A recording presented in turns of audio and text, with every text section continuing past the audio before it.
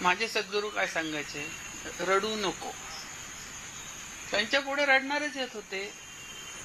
रडू नको, तुला काय हवं ते मी देतो, फक्त इथे तू बस, मी सांगतो त्या पद्धतीने बस. सद्गुरूंचे सद्गुरू असं सांगत होते ते ऐकणारे आनंदी होत असे, तर आपण इथे आनंदी होणारच आहोत. त्या आनंदाची जाणीव, त्या आनंदाची ओळख आपल्यालाही होणार आहे. ज्या अर्थी एवढा अनुभव कथन लोक सांगतात, तिरायत माणसांनी पाहतो हे हा अनुभव सांगतो, ते सांगतो, हे आलं.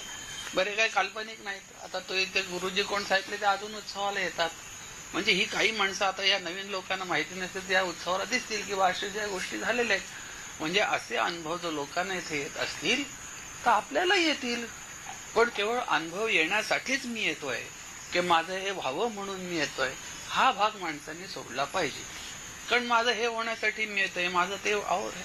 आज मला वर्ष 25वा आहे, 30वा आहे, 40वा आहे, उद्या मी 70 वर्षाचं होईल, तरी माझं अमुक एक होऊ दे हे माझं गाराणं जाईल का सांगा.